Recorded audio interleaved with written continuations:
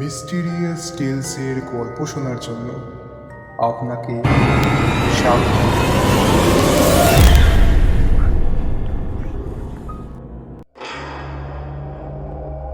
বাংলা ও বিশ্ব সাহিত্যের কিছু চেনা ও অচেনা সাহিত্যিকের সৃষ্টি করা নানান ধরনের রোমাঞ্চকর, ভৌতিক ও অলৌকিক কিছু গল্প নিয়ে তৈরি এই মিস্টিরিয়াস টেলস।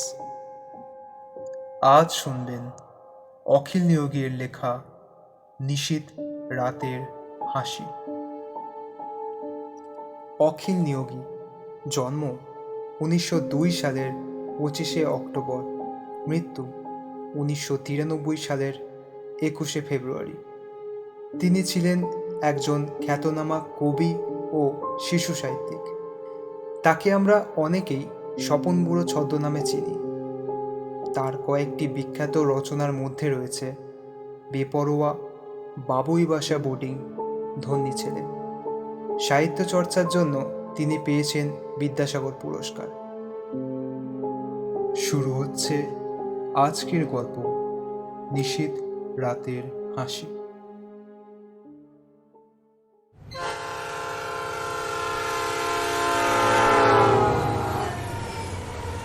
বিন্দু যেন বিদ্যুৎ বেগে এতটা পথ চলে এসেছে, এখনো ট্রেনের কামরায় বসে। ভাবতে ওরই অবাক লাগছে। শনিবার কলেজে মাত্র 2 ঘন্টার ক্লাস ছিল। ছুটতে ছুটতে ফিরে এসেছে মেসে। আগে থেকে ম্যাটেনি শোর টিকিট কেনা ছিল। ওথেলো দেখবার একটি সুপরিকল্পিত আয়োজন ছিল বন্ধুদের সঙ্গে। সন্ধেবেলায় ছিল কলেজের প্রীতি সম্মেলন, কিন্তু কোনো কিছুতে যোগ দেওয়া ওর কপালে নেই। এই যে কাব্যের ভাষায় যাকে বলে বিনা মেঘে বজ্রপাত, সেই জাতীয় একটি বিমক্কা রকম কাণ্ড ঘটে বিন্দুর সব প্ল্যান ওলটপালট করে দিল। আর সত্যি কথাই তো, দেশ থেকে ওরকম একটা টেলিগ্রাম এলে হাত পা আপনা হতেই পেটের মধ্যে সেধিয়ে যায়। ওর বাবার নাকি শক্ত অসুখ, এক্ষুনি বাড়ি রওনা হতে হবে। টেলিগ্রামটা করেছেন ওর পাড়া সম্পর্কে বিনোদ কাকা। সত্যি একটা বাড়াবাড়ি কাণ্ড না হলে বিনোদ কাকা কখনো এভাবে টেলিগ্রাম করে বসতেন না। এই তো সেবার ওর মার সাংঘাতিক বসন্ত হয়েছিল, তবু তিনি বিন্দুকে খবর দিতে দেননি। পাড়ার ছেলেরা পালা করে দেখাশোনা করেছে। বিনোদ কাকা নিজেও সবসময় খবরাখবর নিয়েছেন। ডাক্তার কাকা ওষুধ আনার ব্যবস্থা করেছেন, প্রয়োজন মতো রাতও জেগেছেন। তবু ওর পড়ার ক্ষতি হবে বলে কাউকে খবর দিতে দেননি। কলেজের ছুটি হলে বাড়ি গিয়ে মাকে থেকে আঁতকে উঠেছিল বিন্দু। সমস্ত মুখে একেবারে বিশ্রী রকমের বসন্তের দাগ হয়েছে। তার মায়ের অমন সুন্দর দুধে আলতা রং, তা যেন জ্বলে কালো হয়ে গিয়েছে। এই বয়সেও বিন্দু তার মায়ের বুকে মুখ লুকিয়ে কান্না চেপে রাখতে পারেনি। মা ওর চুলে আঙুল চালিয়ে ঠান্ডা গলায় বলেছিল, তোর পাগলা বুড়ো ছেলে বুঝি এমনি করে কাঁদে? আমি যদি তোর মেয়ে হতাম তো ভাবনার কারণ ছিল। এ বেচারি মেয়েকে তুই কিছুতে বিয়ে দিতে পারতিস নে, সারা জীবন গলায় ঝুলিয়ে নিয়ে বেড়াতে হতো। সেদিন মায়ের মুখের হাসিও কিন্তু কান্নার মতোই শুনিয়েছিল। গাড়ির দোলানির যেমন বিরাম নেই, ওর ভাবনারও তেমন অন্ত নেই। মাত্র 2খানি ধুতি নিয়ে সে কিভাবে ছুটে এসেছে, তারপর ঠেলাঠেলি মারামারি করে টিকিট কিনে ট্রেনের কামরার মধ্যে ঢুকেছে, সে কথা ভাবতে সত্যিই অবাক লাগে। এই তো দিন দুয়েক আগেও সে ছোট বোন সিন্ধুর থেকে একখানা চিঠি পেয়েছে। তাতে বাড়িতে অসুখ বিসুখের কোনো উল্লেখই নেই, বরঞ্চ বুধি গাই, বাঘা কুকুর, মেনি বেড়াল আর তার কাকাতুয়ার তো ভালো খবরই ছিল। হঠাৎ এই দুদিনের মধ্যে বাবার এমন কী শক্ত অসুখ হলো, যার জন্য বিনোদ কাকা টেলিগ্রাম করতে বাধ্য হলেন? বিন্দুর মনে শুধু একটি প্রশ্ন উঁকি মারতে লাগলো, বাড়িতে পৌঁছে সে তার বাবাকে দেখবে তো? রেলগাড়ির ধোঁয়ায় ওর ভাবনা চিন্তার সুতোগুলি কেবলই যেন জ্বর পাকিয়ে যাচ্ছিল। হঠাৎ মনে পড়ল ছোট বোন সিন্ধুর চিঠিতে আবদার ছিল এবার বাড়ি যাওয়ার সময় চুলের লাল সিল্কের ফিতে নিয়ে যেতে হবে। এত ছোট ছোটতে কি আর মনে থাকে সব? ভালো কথা হলো এই যে একটা স্টেশনে যদি গাড়ি থামে তো কোনো ফেরিওয়ালার কাছে সে সেটা নিশ্চয়ই পেয়ে যাবে।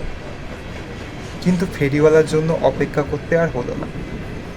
একটা ক্যানভাসার এসে উঠল। তার বাক্সে না আছে এমন কোনো জিনিস নেই। দুটি জিনিস বিন্দু বেছে নিল, সিন্ধুর জন্য লাল সিল্কের ফিতে আর বৌদির জন্য লাল তরল আলতা।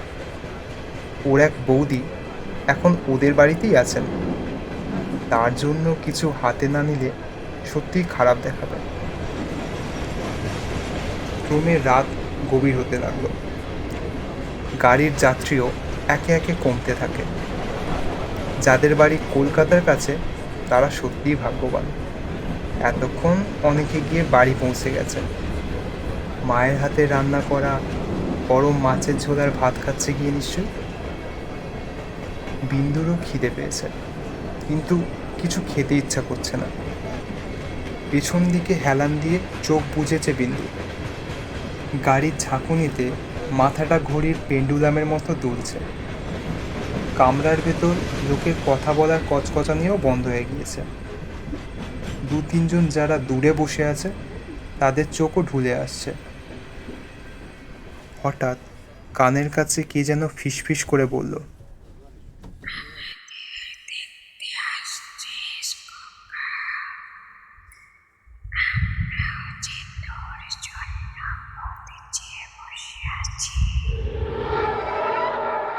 চমকে উঠল বিন্দু। ঠিক ওর মায়ের গলা। মা ওকে খোকা বলে ডাকেন। না না না, ওসব কিছু না। হয়তো নিজের অজান্তে মা বাবার কথা বেশি করে ভাবছে, তাই ওরকম কিছু শুনে থাকবে। আর একটা স্টেশনে গাড়ি থামতে খাবারওয়ালা এলো খাবার বেচতে, কিন্তু কিছুই খেতে ইচ্ছা করে না বিন্দুর। যদিও অনেক রাত্রে গাড়ি পৌঁছবে ওদের স্টেশনে, তবুও কি জানি কেন বিন্দু পেটের খিদেকে মোটেই সেরকম গুরুত্ব দিল না। দুপাশে শুধু রাশি রাশি অন্ধকার, কোথাও জোনাকির ঝাঁক, নাম না জানা একটা পাখির আওয়াজ, ট্রেনের বাঁশি, ধোঁয়ার একটা উৎকট গন্ধ। এরই ভেতর দিয়ে কখনো ঘুমিয়ে কখনো তন্দ্রাচ্ছন্নভাবে বিন্দু বাকি সময়টা কাটিয়ে দিল। গাড়ি যখন ওদের স্টেশনে গিয়ে পৌঁছালো তখন ঠিক রাত 2টো। এরপর আছে ক্ষেতের আল ধরে মাইলখানেক হাঁটা পথ, দ্বাদশীর চাঁদ মাথার ওপর। পুরো জ্যোৎস্না নয়, অথচ বেশ আবছা আবছা ভাব। সেই চাঁদও আবার মাঝে মাঝে হালকা মেঘের সঙ্গে লুকোচুরি খেলছে। মনে হচ্ছে ওই আধখানা চাঁদ কখনো ঘোমটা পড়ছে, আবার কখনো ওড়না সরিয়ে দিচ্ছে। কুয়াশা নেই, অথচ কেমন যেন একটা ঘোলাটে ভাব সারা মাঠখানা জুড়ে। তাড়াতাড়ি যেতে পারবে মনে করে বিন্দু মাঠের মাঝামাঝি ধরে একটি পায়ে চলা পথ দিয়ে এগিয়ে চলল। কিছু দূর চলবার পর মনে হলো কে যেন পিছন পিছন আসছে।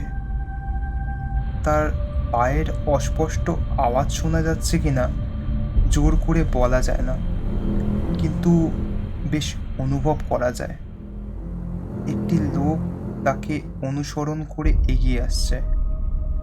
দৃষ্টি তার ঠিক পিঠের ওপর। ও যদি হঠাৎ থেমে যায় আর তার পেছনকার লোকটিও যদি দাঁড়িয়ে পড়ে এবং সে যদি ঘুরে তাকায়, যদি কাউকে দেখতে না পায়। বিন্দু বেশ বুঝতে পারল এত রাত্রে একা একা পথ চলছে বলেই ওর মনে ভয়ের বাসা বেঁধেছে। ভয়কে তাড়াবার ওষুধও বিন্দুর জানা আছে। সে বিকট গলা ছেড়ে গান ধরল। আমি বাংলার গানে গাই আমি সুকণ্ঠ বলে আমার বিন্দুর আমিকে খানিকটা সুনামও ছিল, এই বাংলায় খুঁজে পাই আমি। কিন্তু আজ একই কাণ্ড ঘটছে। গলাটা মাঝে মাঝে বন্ধ হয়ে যাচ্ছে কেন?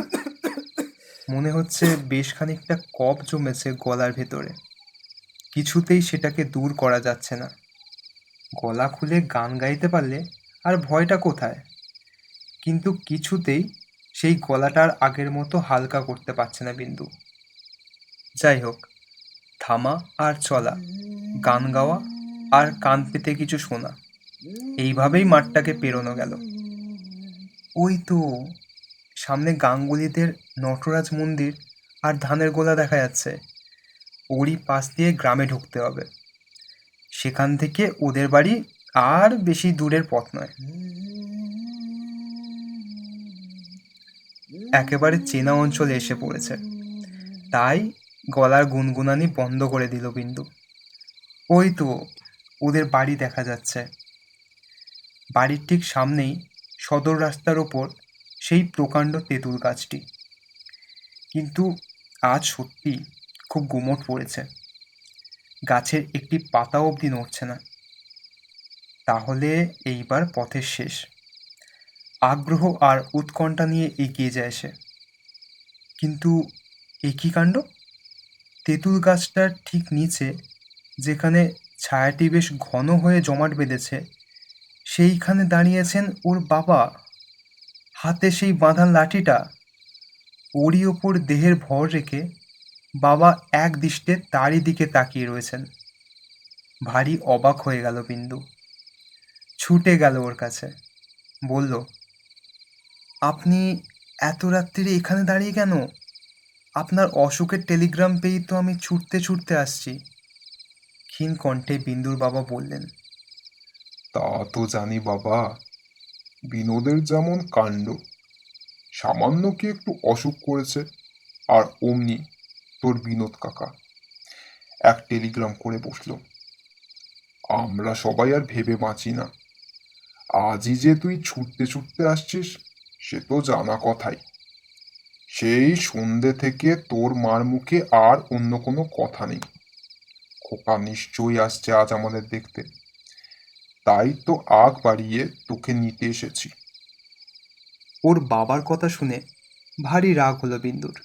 উত্তর দিল, আপনারও তো দেখছি কম বাড়াবাড়ি নয়। আমি আসছি তাই বলে আপনি এত রাত্রিরে অন্ধকারে বাড়ি থেকে বেরিয়ে এসেছেন? অসুস্থ শরীর, একটা লণ্ঠনও তো হাতে করে আনতে হয় নাকি? আরে না না, লণ্ঠন আবার কিসের জন্য? এই তো দিব্যি আবছা চাঁদের আলো, পথ চলতে কোনো অসুবিধাই হবে না।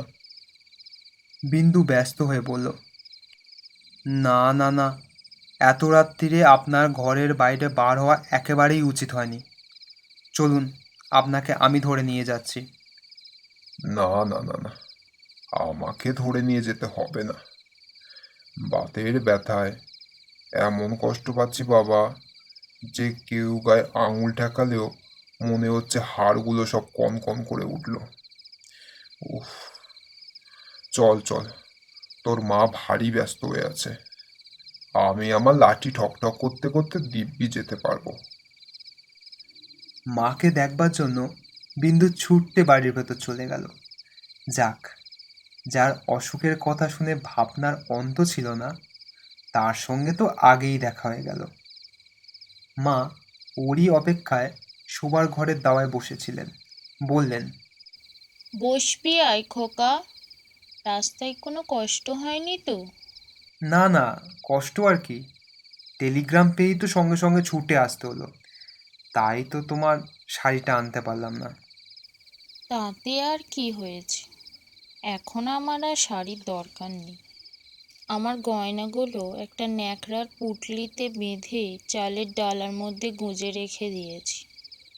কলকাতায় নিয়ে যাস কেমন? আমার বৌমা এলে তার হাতে দিস। বিন্দু বিরক্ত হয়ে উত্তর দিল, কী সব বাজে বাজে কথা বলছো বলো তো মা? তোমার গয়না আমি কলকাতায় কেন নিয়ে যাব? কিন্তু আমার না ভয়ানক জোরে খিদে পেয়েছে। ঘরে কিছু নেই? চিড়ে, মুড়কি, নারকেল নাড়ু? মা খুশি হয়ে বললেন, খাবি? তাই বল না, তুই যা যা ভালোবাসিস দেব। বৌমা, এই দাওয়াতেই বিন্দের একটা ঠাঁই করে দাও। বিন্দু বলল, কেন মা, ঘরের ভেতরে গিয়ে খাবো না? বৌদি, সিন্ধু পোড়ামুখী ওরা কোথায় গেল? আলো জ্বালাতে বলো না ওদের, ভালো করে তোমার মুখটাও তো দেখতে পাচ্ছি না। মা উত্তর দিলেন, আজ ঘরে একটুও কেরোসিন নেই বাবা। ওদের যেমন সংসার করা, আগে থেকে কিছুতেই বলে না। তা আজকের মতো এই দাওয়াতেই বসে খেয়ে নে না। চাঁদের আলো আছে, অসুবিধা তেমন হবে না। হঠাৎ তাকিয়ে দেখে বৌদি ওর সামনে দাঁড়িয়ে, নানা রকম তরকারি, ভাত, ডাল সব আসনের কাছেই সাজানো। এত সব খাবার বৌদি কখন আনলো? মায়ের সঙ্গে গল্প করতে গিয়ে এদিকে খেয়ালই করেনি বিন্দু। কিন্তু বৌদির মুখে এত বড় একটা ঘোমটা কেন? বিন্দু সুটকেস থেকে আলতাটি বের করে বলল, বৌদি, এই নাও তোমার তরল আলতা। বৌদি মৃদু স্বরে উত্তর দিল, ওই দাওয়ার উপর রাখো ঠাকুরপো, আমি পরে এসে তুলে রাখবো খন। মা বললেন, আর দেরি করিস নে খোকা, নে এইবার খেতে বস। বিন্দুর সত্যিই খুব খিদে পেয়েছিল, আর দ্বিরুক্তি না করে আসনের ওপর গিয়ে বসল। তারপর অবাক হয়ে বলল, এ তুমি কি করছো মা? আমি যা যা ভালোবাসি সব রান্না করে বসে আছো? বাড়িতে এমন অসুখ বিসুখ চলছে, তারপর তোমার নিজের শরীরটাও তো ভালো নেই, তার মধ্যেও তুমি এত রান্না করলে কখন? মা ধমক দিয়ে উঠলেন, আচ্ছা, তুই কথা বলবি না খাবি? আমি কিন্তু খুব বেশিক্ষণ আর বসতে পারবো না।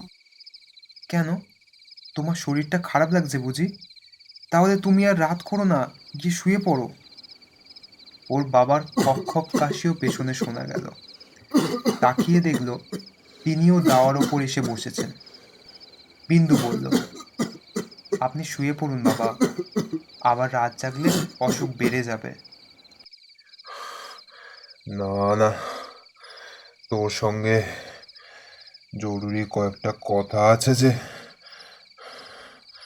হাঁপাতে হাঁপাতে তার বাবা উত্তর দিলেন।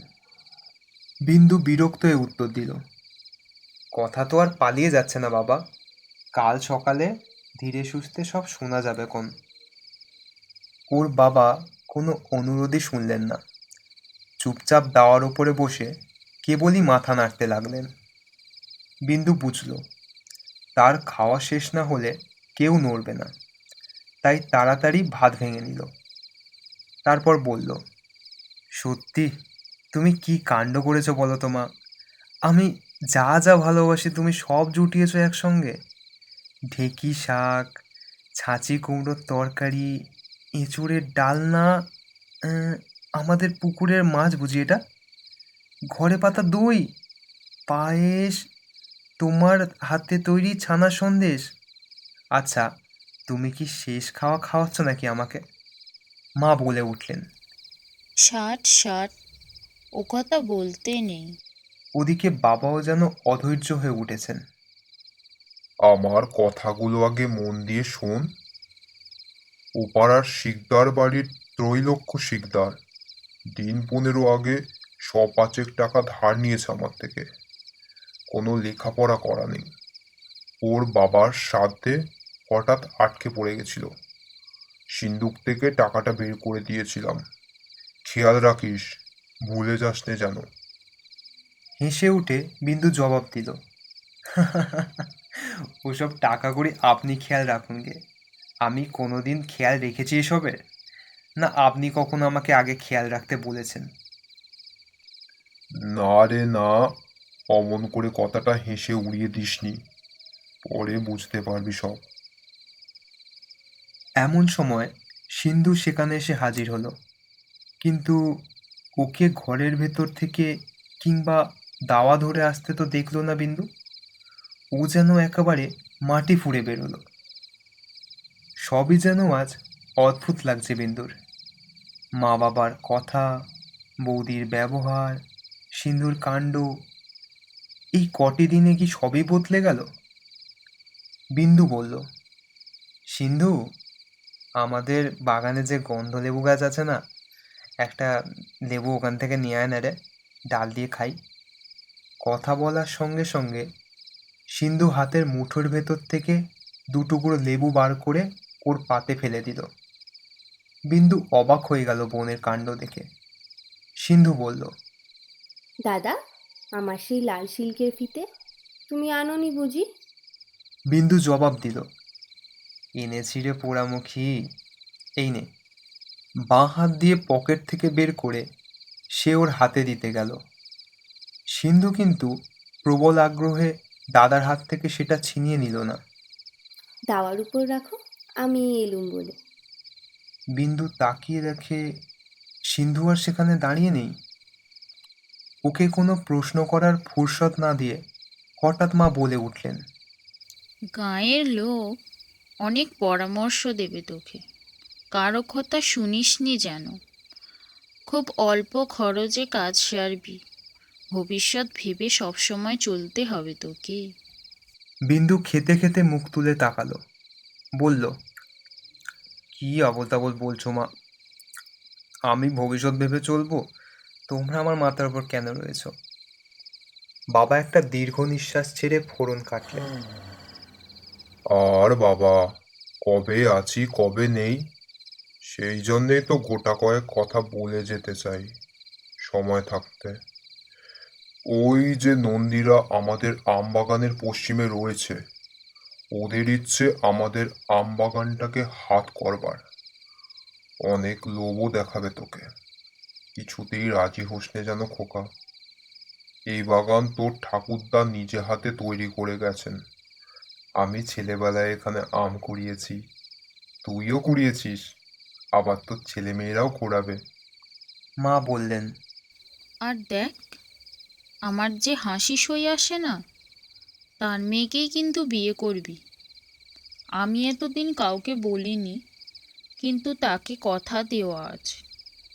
তুই মায়ের শেষ কথা রাখবি তো খোকা? বাবা বললেন, খুব বেশি সময় তো আর হাতে নেই বাবা। সব চাইতে যে কথাটা দরকারি সেটাই আগে বলে দিই। আমাদের যে তুলসী মঞ্চ, তার তলায় আছে দুটি পিতলের ঘড়া, একেবারে মোহর ভর্তি। বংশ পরম্পরায় এ আমাদের সম্পত্তি, কাক পক্ষীতেও কেউ জানে না। আজ তোকে বলে গেলাম। মা বাবার কাছ থেকে এই জাতীয় বৈষয়িক কথা বিন্দু আগে কখনো শোনেনি, তাই সে ভারী হকচকিয়ে গেল। ঘরের আশেপাশে কেমন একটা ছমছমে ভাব, মনে হচ্ছে আরও যেন অনেকে আছে, তারা সব ফিসফিস করে কথা বলছে। একটা কালো বাদর বিন্দুর মাথার ওপর থেকে উড়ে গেল। হঠাৎ গোয়াল ঘরের পিছন থেকে একটা বিড়াল ডেকে উঠল। বিন্দু এতক্ষণ লক্ষ্য করেনি। উঠোনের দিকে নজর পড়তেই দেখে ওখানে তো জঞ্জাল জমে আছে কেন? কতগুলো দড়ি, ময়লা ন্যাকড়া, কলা গাছ, শূন্য ভার, কি এসব? কতগুলো কড়ি ছড়ানো আছে সিঁড়ির ধারে। হঠাৎ খাওয়া বন্ধ করে গ্লাসে হাত ধুয়ে নিল বিন্দু। বলল, মা, বাবা, ব্যাপারটা কি খুলে বলো তো? তোমরা কিভাবে যেন একটা কথা বলছো, আমি না কিছুই বুঝতে পারছি না। সব কিছু যেন হিয়ালির মতন লাগছে। এই বলে সেই পকেট থেকে একটা টর্চ বের করে জ্বালতেই চারিদিক থেকে একটা শব্দ ভেসে এলো। তাকিয়ে দেখে সে, কোথায় তার মা, কোথায় তার বাবা? বৌদির জন্য আনা আলতাটা গড়িয়ে পড়েছে দাওয়ায়, আর সুন্দর সিল্কের ফিতেটা হাওয়ায় উঠছে এদিক ওদিক। সেই বুক ফাটা হাসির শব্দ তখনও আশপাশ থেকে নিয়ে যায়নি। বিন্দু ডাকলো, মা, বাবা, আড়াল থেকে মায়ের গলা পাওয়া গেল।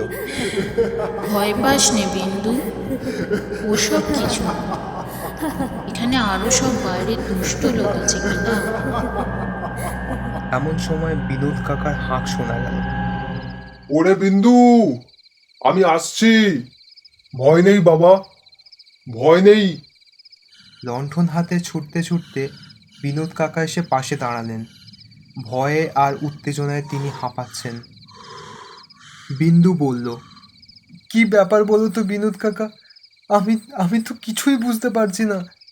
মা, বাবা। ওকে থামিয়ে দিয়ে বিনোদ কাকা অস্ফুট কণ্ঠে বললেন, আমারই ভুল হয়েছে রে বিন্দু, আমারই স্টেশনে যাওয়া উচিত ছিল। এইবার বিন্দু তার কাকার ডান হাতখানা জড়িয়ে ধরে বুক ফাটা চিৎকার করে বলল, কাকা কি হয়েছে আমাকে খুলে বলো। বিনোদ কাকা ধরা গলায় জবাব দিলেন, কলেরায় একদিনের মধ্যে সবাই চলে গেল রে, আমি কিছুই করতে পারলাম না। কোন মুখে তোকে সেই খবর দেব বলতো? মাথার ওপর সেই কালো বাদুড়টা আবার ডানা ঝটপট করে উঠল। আস্তা কুঁড়ে থেকে কেঁদে উঠছে কুকুরটা। বিন্দু সেই দাওয়ার দিকে তাকালো, যেখানে তার মা বসেছিলেন, বাবা কথা বলছিলেন। তারপর হঠাৎ জ্ঞান হারিয়ে মাটিতে লুটিয়ে পড়ল বিন্দু। ধাক্কা লেগে বিনোদ কাকার হাতের লণ্ঠনটা পড়ে গিয়ে নিভে গেল। আবার সেই অন্ধকার, সঙ্গে সঙ্গে সেই বহু কণ্ঠের খিলখিল হাসি।